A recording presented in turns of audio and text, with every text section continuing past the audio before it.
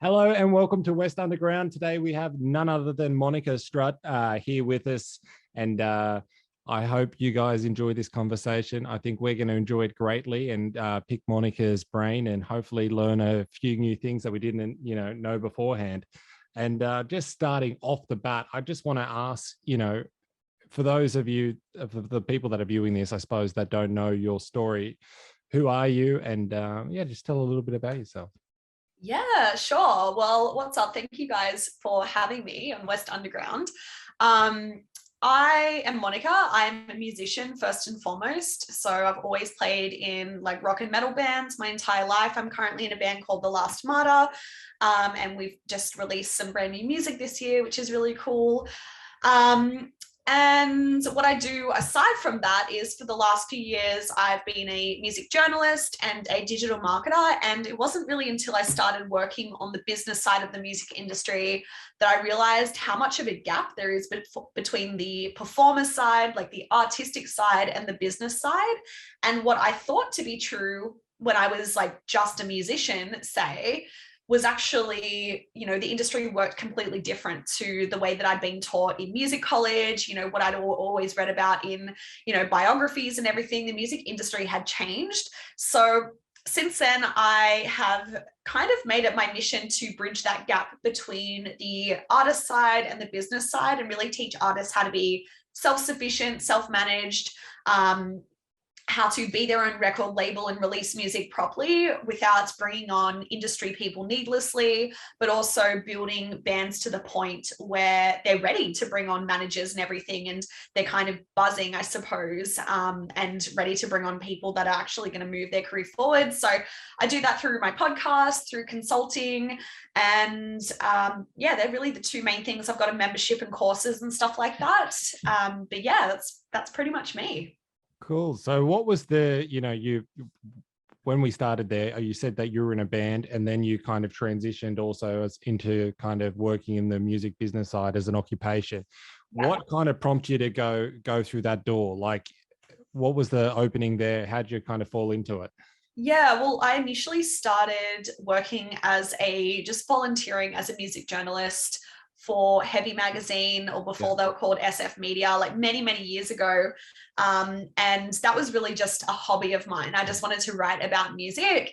And then when I started taking it more seriously, so I was in a band with Youre from Bad Moon Born, who I know you guys know, also Blake from Molly and the Krells. I see Paul, your like t-shirt representing in the background there. Yeah, I remember Blake mentioning that. That's how I met you, because Blake was like, oh yeah, because we had Blake on a year ago on our couches. Yeah, and that's right. He brought up the very first band. It was a Vanity Right? Yeah. Vanity Right, yeah. And then I was looking, I can see you two. And then as time gone, I was like, hang on, there's Voyeur as well. I'm like, what? That was like small world. Yeah, I know. But that's how I met you. I met you because Blake was talking about, oh yeah, and then I followed you since.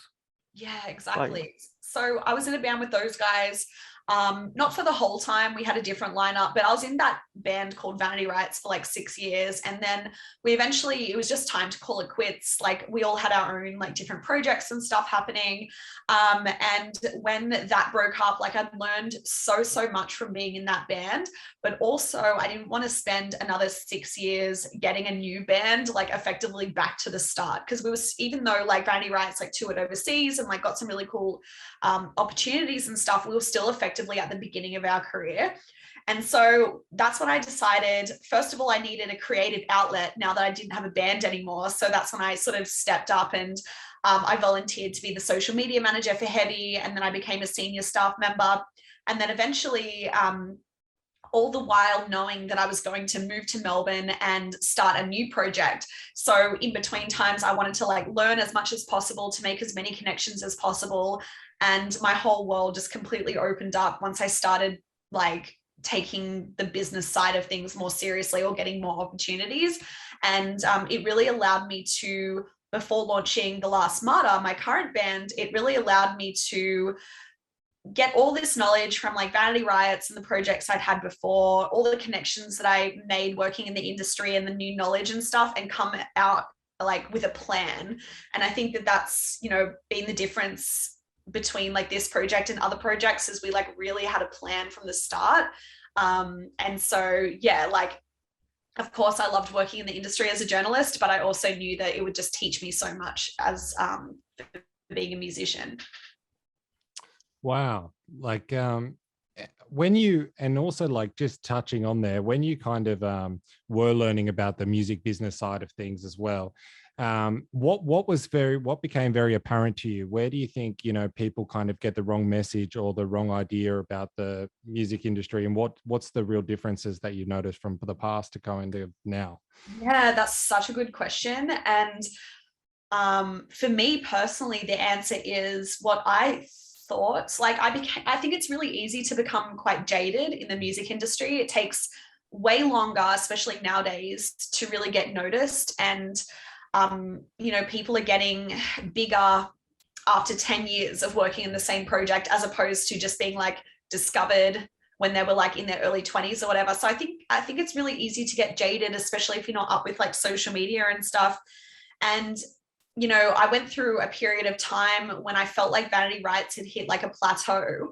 I went through a time where I was like, well, why aren't I being noticed? Like, why are other people getting opportunities and like I'm not, right?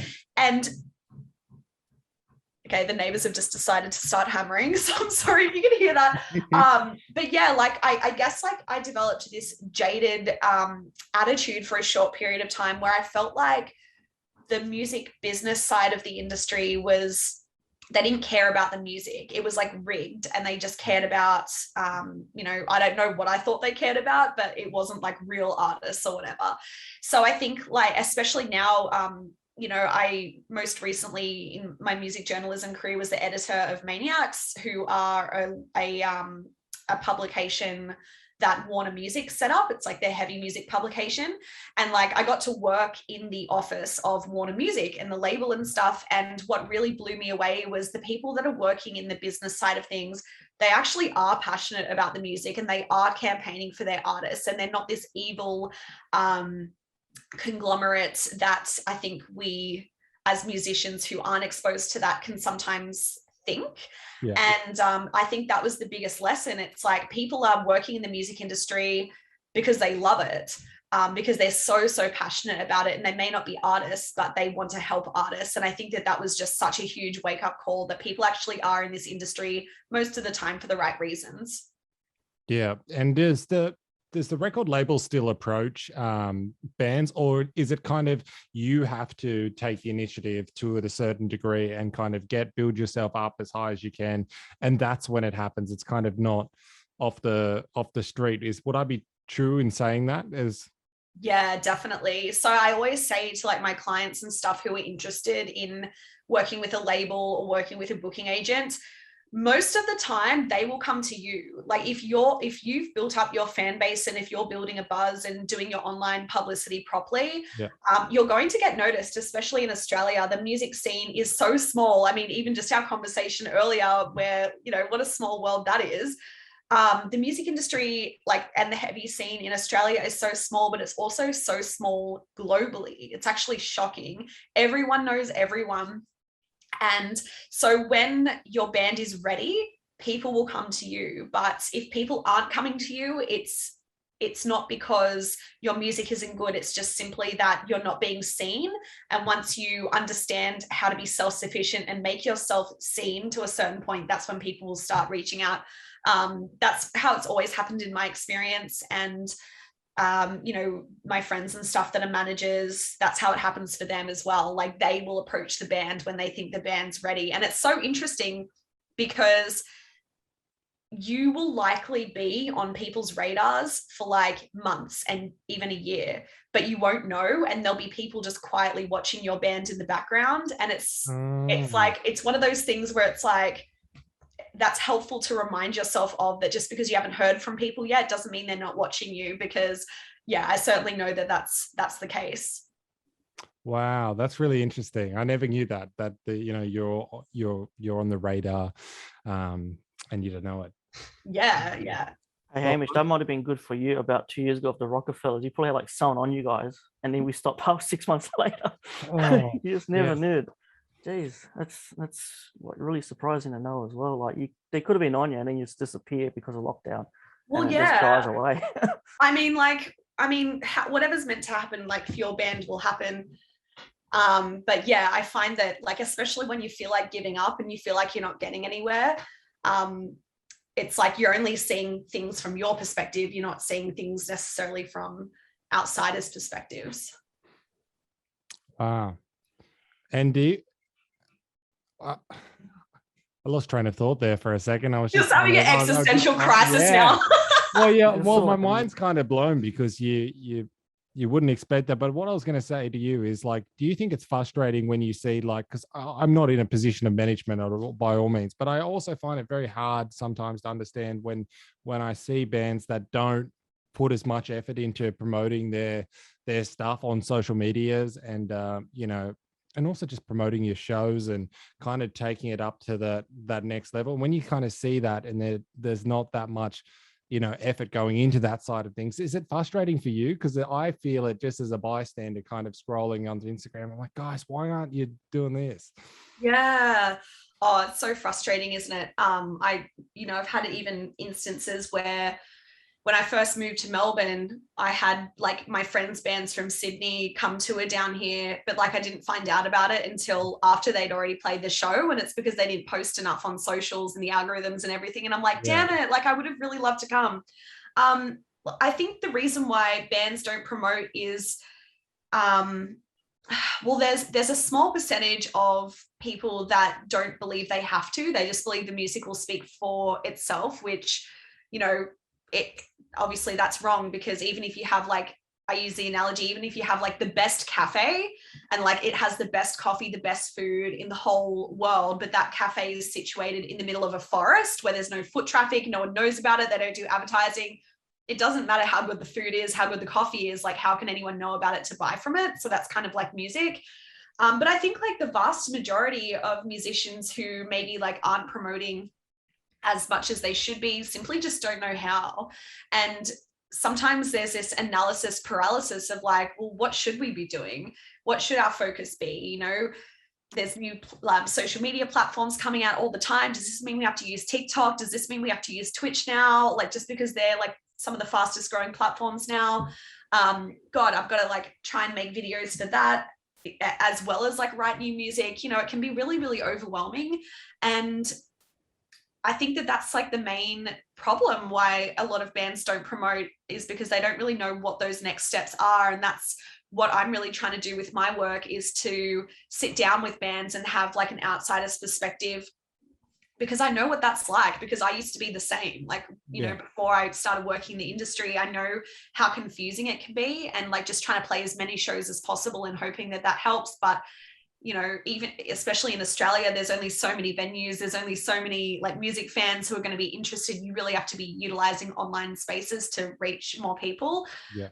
So I know what that's like. And you know, I there's a few like really good podcasts and stuff now which are trying to teach musicians how to start. I'm working with one of my business coaching clients, Jazz, has just put together this really cool freebie that she's going to launch soon, which is a release checklist. And so basically if you sign up to her email list, and she's like a manager, she has like 3 bands and she does consulting as well, she'll send you like this PDF checklist. And I was just like, God damn, that's such a good idea. I wish I thought of that. So there are resources out there. You just have to like want to learn, I think. And wow. And if people do want to learn more, and there are, you know, young bands watching, where can they, like as a cheeky plug, where can they find you? Yeah, well, I mean, I'm sure you're going to leave all my like website links, but honestly, just follow me on Instagram. That's usually, you know, anytime I have like a new course or a new podcast episode, I'll share it there. And I always just send me a DM. Honestly, if you're really stuck on something, I answer my DMs every day. So I'm always speaking to musicians and asking what they need, because what I need now in my music career is very different to musicians who are like just starting out, or who maybe are a couple of years, you know, behind me, so to speak. So I'm always talking to people, because it's so hard to like, it's so easy to forget how much you know. Like sometimes I just assume that everyone knows how to use social media because I've been doing it for so long. And I'm like, oh, why would people want to hear about me talk about, you know, a certain topic? But yeah, so anyway, come send me a DM. That's really the easiest thing if you have a question. Nice. And I wanted like to touch on like when I was going through like your Instagram and having a a squeeze before we did the the interview and stuff like that earlier in the week. I also saw that you interviewed like a lot of big names and stuff when you were doing some of your journalism stuff. I'm just wondering like what was the mentality of those guys versus kind of guys that are just regular Joes trying to make it, and young guys. What was the difference? Like, did you see do you know what I'm trying to say? Like a different personal mentality? Yeah, and that's such a good question. I would say that for the bigger artists, I would say like the main thing is you really get the sense of that it's a music business. It's like, yes, they went into music because they love creating music. They love the lifestyle of it, not having to work a desk job, say. But there's really this sense that like, I'm here to do a job. So, when bigger bands are, say, showing up to sound check, like they're going to show up on time. They know exactly what they're doing. All their gear works. And there's just this immense professionalism with the bands on the bigger tier. Whereas I find that bands on the local level, maybe because they're not getting paid for it yet, there's kind of this subconscious mentality of just treating it like a hobby almost. And, because they're not being paid the big bucks yet, maybe not being as professional as what they could be. And professionalism at the local level is really like the biggest thing to help you stand out, because there are like managers and booking agents who this is their full-time job. So they want to work with bands who are going to treat it as seriously as them. So yeah, I think that's like the biggest thing. It's like they're very aware of like their finances. They're very aware of like how much things cost and like their return on investment. And yeah, I think that's the main thing. Yeah, wow. Because that's something that always wonders, like that I'm curious about. I'm wondering, like, what are the mentality these guys have versus, the regular Joes. And I think that's interesting that they're kind of all around it, Yeah. And I suppose they have to be as well. But while we're talking about big names, who are some of the people that you've been lucky enough to meet in your time? Oh my gosh. I've had the privilege of interviewing so many of my idols now. I've interviewed Courtney LaPlante from Spirit Box a couple of times now. One time for my podcast, Being in a Band, and another time for Maniacs magazine. Yeah. And she is just so amazing to talk to, because her and her husband and guitarist Mike are also really passionate about the business side of things. So it's really cool to chat to them, because they are so open and transparent about things like branding and how they've created that, and how they've they're so open about the fact that they couldn't afford to print vinyls when they first came out, because all their money went towards hiring an editor for their video clip, which they shot on their iPhone. So it's like really cool to speak to them about just the behind the scenes of their band. I've talked to the guys from Bullet for My Valentine, Mario from Gojira, Burt McCracken from the Used was really fun. And he's from Sydney too, I think, or like somewhere in Australia, Brisbane maybe, which I find fascinating that he lives in Australia. So yeah, I always try and like weave in my own questions about music business and like what they would tell their younger selves and stuff like that, because it's just when you're speaking to someone at that higher level who's been doing it for like a decade or more, they always have really good answers to those questions. Is there a reoccurring answer there? Like, is there a reoccurring piece of wisdom that you can give us? Oh God, I don't know. I would have to think back. I mean, I lately I've been asking, lately I asked, what would you say to your younger self, or what would you, I don't know. I think, around those questions of like, what would you say to someone who wants to get into the music industry? It's always like, make sure you do it because you love it, because you're not going to make money for a long time, and Yeah. you have to really, really love it to be consistent enough to do it for a long time and then start to make the money like later on. Yeah. Because like a bit of a fucked up industry like that where it's like a lot of like startup capital and then it takes years to like generate income. So yeah, I think that's mainly been the consensus for that question. Wow. You know, I feel like musicians kind of get the, you know, like I feel like if you're, you know, you want to be an actor or so. I don't know if it's the same path for all the other kind of, you know, mediums, entertainment mediums. I don't know if the musicians get the, you know, the top end of it or the bottom end of it, you know, in terms of that kind of, you know, it's 10 years to reach a, you know, level. But I wanted to touch too. You said you're living in Melbourne now, and you used to live in Sydney. Is there a difference in between like the Sydney scene and also the Melbourne scene? Like, because I was down in Melbourne recently, and I noticed you've got, you know, so many pubs and, you know, have live music in them everywhere. But I'm just wondering how much of it, you know, goes out of Melbourne and then comes into the rest of the country. Because you hear of a few names coming here and there, but when you're in Melbourne, you're like, holy shit, there's so much here. Yeah, that would be the main difference, I think. I mean, as you guys would know, Sydney is very small and there's not a lot of music venues. And over the last decade, we've seen so many music venues close down because of the lockout laws and, you know, really strict like trading hours and stuff like that, especially around the inner west.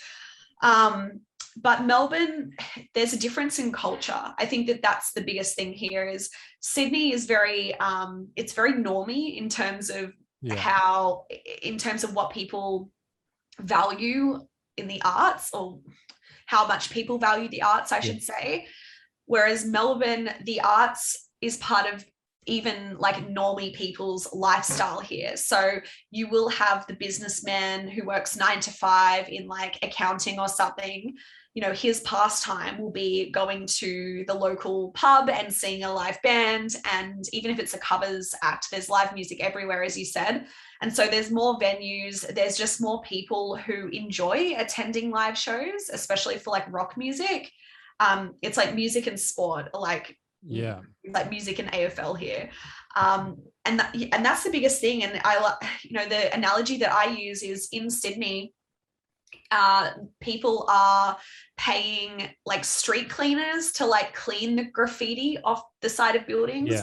Whereas in Melbourne, the government is like commissioning artists to create new artistic graffiti on the side of buildings. So that's like the biggest difference. And I love Sydney so much. It's always like my home, but you can definitely feel like more of an appreciation for the arts here. So in terms of like appreciation for the art, like do you in terms of like the making it and, you know, building up a following, do you think would be almost easier to do it in Melbourne or to do it in Sydney? I know that's kind of a, you know, a big question to ask, but I feel like Sydney's a bigger pond with less fish, where Melbourne's a smaller pond with more fish. I'm just kind of wondering. Yeah, well, like I've done both now, as you know. Like I don't think one's easier than the other, to be honest, because either way, when you get to a certain point in your music career, you're going to have to expand to other cities anyway. So there is going to be a point where you can't play too often, whether you live in Sydney or whether you live in Melbourne, you can't play too often in your home city, or else you're going to oversaturate your audience anyway. So there's going to be a point where you have to go to the neighboring city. Like if you're in Sydney, go to Melbourne. If you're in Melbourne, go to either Adelaide or Sydney.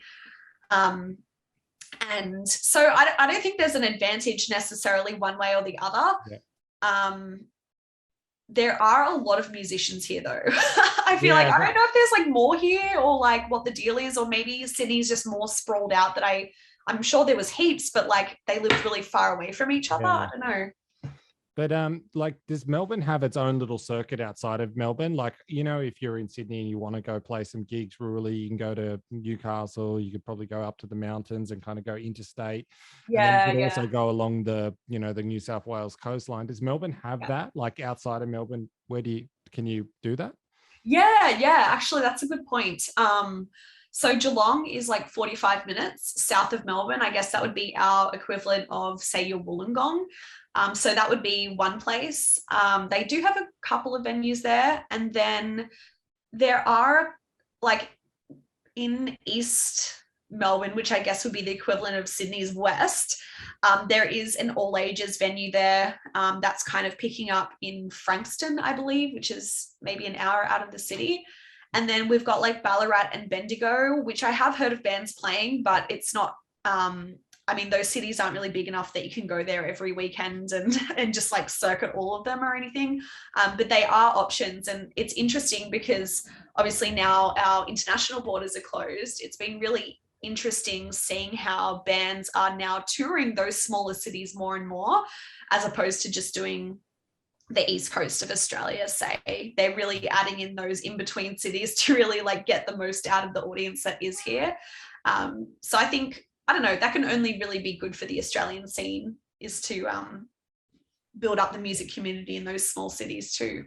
Yeah, for sure. And like, what's the distance, I suppose? Like, do many bands go to South, to Adelaide to play? Is that like a thing, or does that happen? Yeah, that's totally a thing. Oh man, we were actually meant to be in Adelaide last weekend. Oh. Yeah, we're meant to do a split headliner with a band called Heartline, and they were going to headline in Adelaide at Enigma Bar, and then we were meant to headline the day after on the Saturday night in Melbourne at the Workers Club. And obviously because of the restrictions that got cancelled. But yeah, Adelaide has a really healthy music scene, and it's the same distance for us to go to Adelaide than it is to Sydney. So a lot of bands will go to Adelaide and then they'll go to Sydney after, or as part of the same tour. So we're kind of lucky in that way. Wow. Yeah, that's cool. I've never been there though. I'm so neither have I. Yeah. I was really looking forward to it.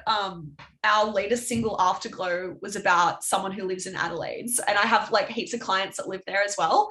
So yeah. I was like really excited to go and like catch up with my clients in person. But then also like it was just a fun fact that the song was written about someone from Adelaide. Well, now you have to go. Like, but we will. We'll do it next year. Now, have Adelaide got little places around, or those poor guys have all got to come to Melbourne once they played the Adelaide circuit? Or yeah, I mean, I think they do have to come to Melbourne, which isn't a bad option. One of my clients and friends, Declan from No Times Five. I don't know if you've heard of them. Amazing, like punk kind of emo band. They were doing this like South Australian tour recently, and they went to like Mildura, or they've got Mildura scheduled, I think, for an up and coming show. And they did a couple of like the Barossa Valley. Yeah. But again, like I don't know. I personally don't have a lot of experience doing like rural South Australia, but it's definitely, I don't know. Again, I think people are just keen to see live music. So when the borders to even states are closed, there's been opportunities pop up that haven't popped up previously for those smaller towns. And yeah, there was like some random festival in Mildura. I don't know who was headlining, Regurgitator or something. And I don't think they'd ever done anything like that before in that town. So that's kind of cool, I guess. Yeah. Wow. And just I'd like one question that I wanted to pick your brain on, but from the very start, is I wanted to ask you what value does radio have for the music industry still? Yeah, well, I mean, Triple J is pretty powerful. Triple J is like the youth station, and it's Australia wide. So I think a couple of years ago they weren't as supportive of like heavy bands, like rock and metal bands and stuff, but now they're beginning to see that that's really what a lot of youth want, is like the heavy artists, even if it's like pop punk or whatever, still those bands in those heavier genres. So Triple J like have been such a big influence in the heavy music scene, particularly over the past few years, which is cool. And I don't know, a lot of radio is like, yes, it's about, well, like any PR, yes, it's about getting your music in front of new people and getting the exposure for your songs and everything, but there's a secondary reason to be doing PR and radio, which is like the credibility aspect. So it's like people look at bands differently who are getting played on the radio and who are getting like published in magazines and stuff a little bit differently to bands who haven't. And what that really comes down to more than anything is social proof. So it's like you can post on social media as much as possible and be like, hey, like check out my song, it's really good. But if Triple J are like premiering your song or added it to rotation or just playing it for the hell of it, and they go, hey, you should like check out this like really cool band, they're called Molly and the Krells, go listen to it, like we're just about to play it, then I think people's ears prick up, and it's going to have more weighting than just you yourself saying how good you are. Like, so if someone in the industry says it and like plays it, I think that has more weighting, and it kind of gives people the space to sit up and pay attention to your band and really like listen to the song properly, and just there's more intention behind it, I think. So yeah, I mean, radio is good for like exposure, but also the credibility aspect, I think. Yeah, for sure. And Paul, I feel like I've been talking too much. Have you got a couple? I was trying to jump in for a few times, but then the answers get answered with Monica. I'm like, God damn. But then the topic changes. But we can go back to anything. Yeah, I probably would, but I'll just see how we go. Just on your band, The Last Martyr, do you guys like have a process in music making or song making? Because we ask this all the time, and every band's different, and someone's very creative, and sometimes it's like, do you guys have like a certain way of creating music? Yeah, and that way has actually changed recently with our new bass player Ricky, because he's adding more electronic elements and stuff. But lately, for the EP that we're about to release, which I don't have a release date for you, but it is like happening, for the latest like batch of songs, I guess, that we've created, how we've done it is, first of all, Ben, my guitarist, or Ricky, my bass player, will come up with kind of a rough structure. So they'll have a song maybe like 50% done. It may not be complete. Then we'll take that to our producer, Chris Lalick, and we will kind of tear it apart, and I'll give my opinions and stuff, and we'll spend a whole day kind of on the arrangement and pre-production, and I'll start sketching out like melodies and lyrics and stuff like that. And a lot of it is done kind of in the studio, and that's been really, really cool to do, because it means that because we're paying for studio time, it means we can't overthink things. And it's like, that's been really helpful in getting our songs just done. And also challenging, for example, I felt very challenged because even though I've got lyrics and books and stuff of lyrics, obviously it's hard to write, a song before I have music to it. Yeah. So it's challenged me a lot to really trust in my abilities, I guess, which has been, it like tests you. Like, I've been writing since I was a kid, and I don't think I've ever written as fast as what I've done now. And it's also allowed me to get out of my head and like keep the audience in mind and be like, okay, well, I want to write this song that people are going to enjoy. I want to enjoy it, of course, but what would the audience want to see? Like, what's going to hook them in and what's going to really resonate with them in terms of lyrics or melodies and stuff. And so, having like one day to work on like pre-production, it's just allowed us to like pump out stuff quicker and like not overthink it, and keep the audience in mind, which I think is one of the challenges as an artist, because you usually just want to do what you want to do. And it's really shifted my mindset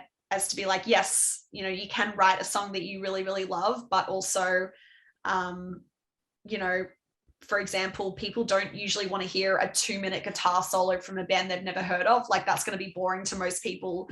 So it's like writing with like your audience in mind and like your goals in mind of, you said one thing interesting there that like got my attention. You said that you write all the time, like you write all the time. So that means you're banking ideas all the time. So like when you're coming into the studio and having to do these situations, are you just going back to the book and going, okay, I'll take that part from there, that part from there, that part from there, that part from there, and stitching this kind of narrative together on the spot? Is that Yeah. a bit of the process? Yeah, kinda. Usually, like, I mean, I'll hear the music obviously before we go into the studio, and I'll have an idea from the song and from the music.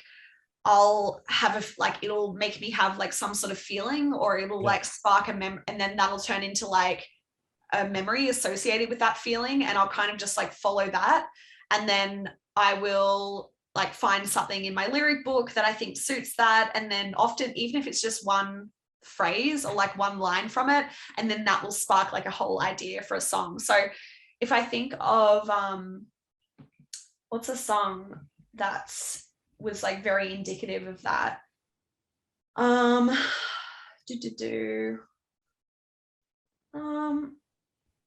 I mean, like, for example, Hindsight, which was the song that we released earlier this year in April.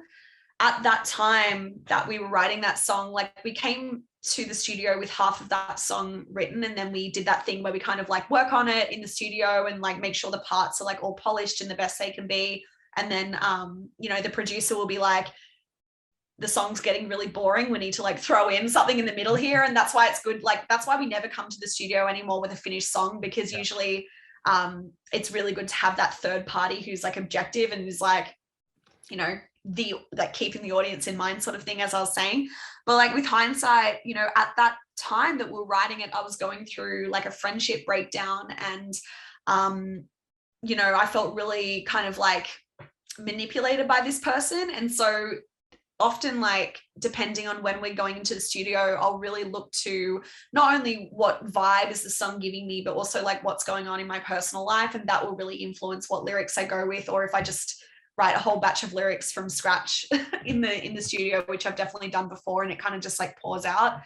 But I think like the thing that I've realized is just to be open to like whatever way a song comes to you is like the right way in the moment. Is it also like helpful too, like that you're kind of under the pressure and under the pump a little bit, and not having that ability to, like, you know, excuse my French here, but fuck around with a lot of, you know, a lot of shit on Pro Tools or Logic, or, you know, someone sitting there with a synth or something? Yeah, like, we don't write in the rehearsal room anymore. Well, I don't think this band has ever really written in the rehearsal room. It's always been, you know, half the time the band's been together, we've been in a pandemic. So, and then the first half of that, we were all sitting in a room, but it was all electronic and recording it straight away.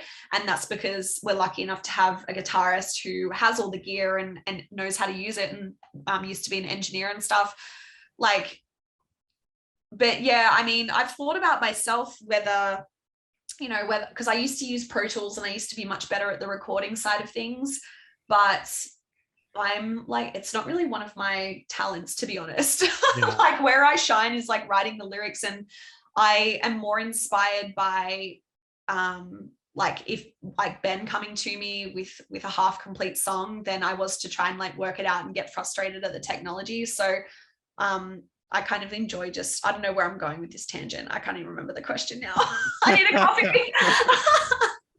Well, but yes, yeah, like it definitely helps with the non-procrastinating, or else I probably just procrastinate trying to be like, how do I get like an echo effect, but like more of like a church echo instead of like a small room echo. I can just focus on like, okay, what's the message I want to give to my audience? What's the best, like, how can I, you know, I love writing lyrics with like multiple meanings and stuff like that. That's what I really enjoy focusing on, more so than the actual like writing of the music, say.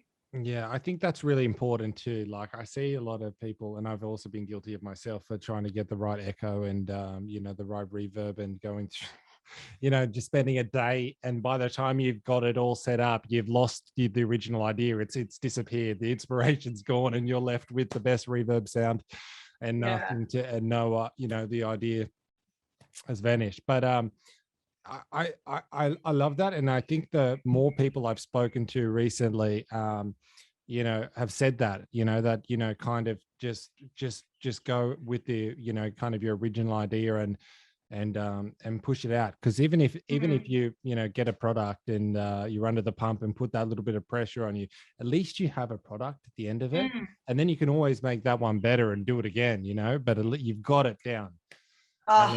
Yeah. And you know, I hope that somebody, you know, watches this and takes that little snippet away and makes them life easier, and they don't have to spend, you know, 1,000 years looking for the greatest reverb sound. Yeah, exactly. And it's like also acknowledging that there are people, you know, so many of my clients and stuff who actually are really, really good at and have their own recording studios. They get too caught up in, you know, in the producer side rather than the artist side. And that's cool. And that can work for some people. You know, Youre from Bad Moon Born is a fantastic example of like someone who that is like, he is so talented in that way. But I find like in most instances, it is better off to get a professional producer to produce, like to write the song. Like, don't worry about how it sounds so much. Maybe put like a rough like reverb or whatever you want on there to give the producer an indication of what you want to do, but also acknowledge that like a producer's role is to take what you've written and make it better. And no matter what you do, like you probably are not going to be able to achieve the same result as them because they've got decades and decades of experience specifically like taking songs and like making them accessible and making them the best they can be. So there's that of like acknowledging that there are other people out there whose job it is to help you create the best product and to stay in your lane kind of thing. But, and I forgot the second point that I was trying to say. Damn it. Oh, yes. What you were saying, Hamish, about like your first idea is your best idea. Oh my, I don't know if you found this as well, but as creatives, like sometimes I think the first idea is often the best idea. Yeah. Unless it's, you know, unless you're thinking of a vocal melody and you're like, wow, that's so good. I feel like I've heard it before. And then you realize you've just like ripped off someone else. That's not a good idea. But yeah, I think we have to trust our gut instinct as well. So when you're under the time pressure and when you're specifically in a studio for a limited period of time, then yeah, it can really like help train you to really trust yourself and that your first idea is often your best idea. And also, like, touching on that subject, do you have an iPhone, like, or a Samsung phone or any kind of phone, but just full of recordings of, do you record melodies as well, or just bank lyrics and kind of improvise melodies on the spot? Yeah, sometimes, mostly lyrics though, because I don't know, for me, that's just how I work. Yeah. For some reason, like the lyrics have always been my main creative outlet and the melodies kind of come secondary. But I definitely know a lot of people who will be like standing in line for the supermarket and just subtly like recording in their phone like a melody idea and stuff. I mean, sometimes I have them, but yeah, not as much as the lyrics. Just on the music side, I remember you posting a post on Instagram or somewhere ages ago about you put a list of all the bands you helped out in the past, and I recognize a few of them. Do you have a strategy in helping, or do you just go in different bands depending on where they are up to in their music? Yeah, so with the consulting, it's definitely depends on the band and where they're at and what they need help with. But the main thing that I guess I help with is usually a band will come to me when they've got their masters back and they're like, okay, well, what's the next step? So then we'll go and plan the timeline of like how many singles and when they're going to be released and what marketing and stuff. But in saying that, like different strategies work for different bands. So I had a band recently, a thrash band called Desecrator, and their audience is a little bit older and like they really know who they are as a band and they know their demographic, and they've been a band for like over 10 years. They were signed to a label like a few years back. And so they really have that nailed. So we didn't spend any time at all trying to like brand them or like figure out their target audience or anything like that. It was purely most of the time spent on like ads and what type of ads they were going to do, what platforms, and also the release timeline for their album. But whereas other bands will come to me and maybe they've had like new members join and they want to do a full rebrand. So that's when we spend a lot of time, first of all, setting up like the admin. So how are we all going to work as a team? Let's make sure that not, you know, because often, as you guys probably know, in a lot of bands, there's like often like one or two people that are like pulling the weight of everything, whereas like someone like me comes in and like kind of cracks the whip and is like, what are you doing? Okay, are you doing anything on the business side? If you're not, let's assign you a role. So getting the teamwork sorted, getting their finances sorted, and then spending time on like the branding and like, how do you want to communicate your music to the world, and what does your music look like, and who's your target market? We'll spend more time focused on like the branding side and creating a brand around their single or EP or album or whatever it is. So yeah. Awesome. Now, I kind of want to ask a question that touches upon, you know, exactly that. And this is also the kind of the cliche question, but if, you know, what advice do you have for young bands, like just straight off the bat? Like, let's just give an example that, you know, these four guys have just, you know, just decided that they want to be a band, and now they're starting from the very bottom. What would you tell them? Yeah, well, if they haven't been in any bands previously, I would say I'll have a different answer to people that have been in bands. So if you haven't never been in a band before, you haven't performed a lot, I would just say like rehearse in someone's garage, get to know each other, get that chemistry, get tight, play whatever gigs. There doesn't have to be a strategy necessarily to the gigs that you play. Just get tight and get really good at your instruments, and like work on your show. Whereas like if you have been in a few bands before and you're maybe starting a new project, that's when I would come in more with like a business strategy of like, get your social media handles, but don't post anything. Write, make sure you like, you know, my band spent like 8 months writing before we even announced that we were a band, and then recording, because you can't really invite people to like your social media accounts if there's no music there, because there's not really going to be anything for people to grab onto. So I would say like create that plan before you launch, like get your social media handles just so you've got them saved and no one else can take them, but then spend time writing, recording, get your promo photos, and then launch with like a single. And that's when you invite everyone to like your social pages. And you don't have to worry about playing live. Like I would say focus on your online presence first, and then book shows. Whereas, yeah, if you haven't got as much experience playing, then it's all about the playing live aspect. Yeah. I think that's really good advice. And I like how you did the separation there of the guys that haven't played and the guys that have played. Because Yeah. I think that's, you know, that's so important. And I'm glad you covered that.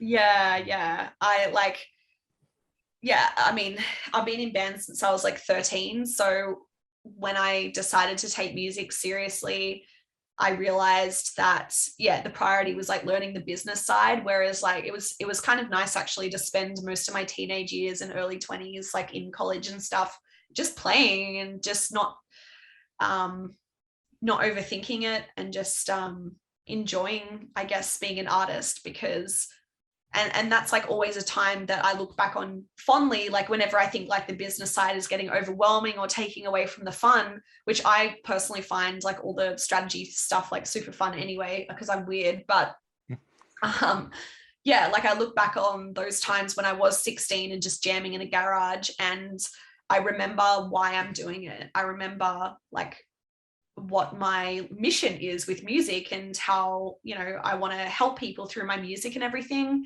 So yeah, I think it's really good to have both those stages in your career as a musician.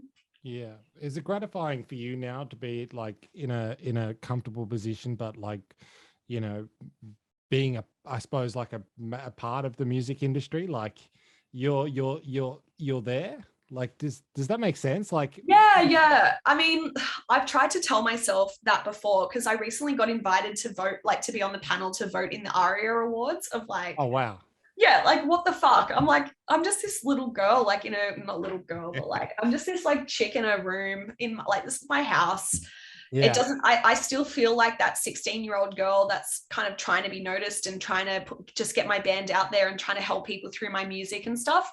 But then when you get opportunities like ARIA and, you know, what I was saying of like working for Warner earlier this year, like they look good on paper, but I think what that's taught me as well is you always have the knowledge and you always have what you need to succeed inside you all along.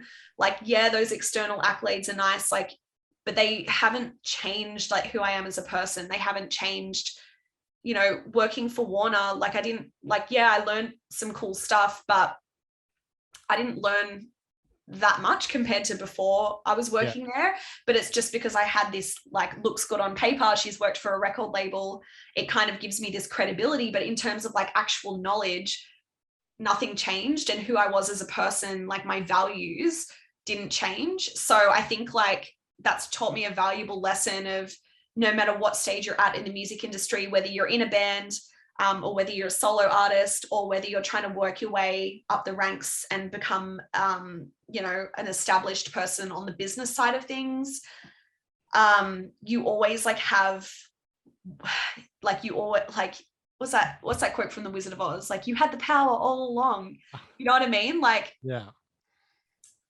I don't know if that's making sense. No, it makes complete sense. But like, was there part of you that would, when you went in like Warner for the first time, you're like, oh, this is cool, you know? Yeah, like, I know. I wanted to take a photo of the logo on the wall, but I didn't want to be a creep. And then and then like after a couple of weeks, then we got in lockdown again, and so I didn't go back to the office before I finished up my contract with them.